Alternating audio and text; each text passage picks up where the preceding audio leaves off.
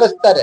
ಈ ಎಲ್ಲ ಗೊಂದಲಗಳನ್ನ ನಿವಾರಣೆ ಮಾಡೋದಕ್ಕೆ ಇರುವ ಏಕೈಕ ಪರಿಹಾರ ಅಂದ್ರೆ ಈ ಒಳ ಮೀಸಲಾತಿ ವರ್ಗೀಕರಣದ ಸಮೀಕ್ಷೆಯಲ್ಲಿ ಆಯಾ ಜಾತಿಗಳು ತಮ್ಮ ತಮ್ಮ ಜಾತಿಗಳನ್ನ, ತಮ್ಮ ಮೂಲ ಜಾತಿಗಳನ್ನ ಕಡ್ಡಾಯವಾಗಿ ನಮೂದಿಸಬೇಕು.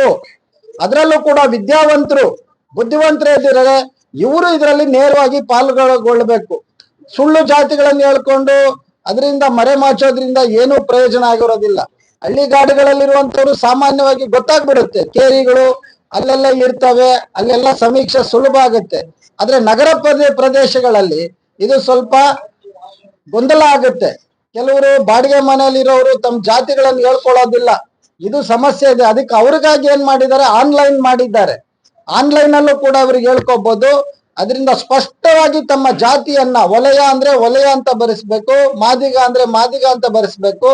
ಹಾಗೇನೆ ಒಡ್ಡ, ಈ ರೀತಿಯ ಕೊರಮ, ಕೊರ್ಚ, ಲಮಾಣಿ ಏನು ಎಸ್ಸಿ ಪಟ್ಟಿಯಲ್ಲಿರುವಂತವರು ಎಲ್ಲರೂ ಕೂಡ ಇದನ್ನ ಸಂಪೂರ್ಣವಾಗಿ ತಮ್ಮ ಜಾತಿಯನ್ನ ಭರಿಸುವ ಮೂಲಕ ನಿಖರವಾದ ದತ್ತಾಂಶವನ್ನ ನಾವು ಇಟ್ಕೊಂಡು ಮುಂದೆ ಸರ್ಕಾರ ಏನು ಯೋಜನೆಗಳನ್ನ ರೂಪಿಸುತ್ತೆ, ಈ ಜನಸಂಖ್ಯೆ ಆಧಾರದ ಮೇಲೆ ಆ ಯೋಜನೆಗಳನ್ನ ರೂಪಿಸೋದಕ್ಕೆ ಸಾಧ್ಯ ಆಗುತ್ತೆ. ಇದನ್ನ ನಮ್ಮ ಚಳುವಳಿಯ ಕಾರ್ಯಕರ್ತರು ಗ್ರಾಮೀಣ ಭಾಗದಲ್ಲಿರೋ ಎಲ್ಲ ನಮ್ಮ ಸಮುದಾಯಗಳಿಗೆ ಹೇಳ್ಬೇಕು, ಅವರಿಗೆ ತಿಳುವಳಿಕೆ ಕೊಡಬೇಕು.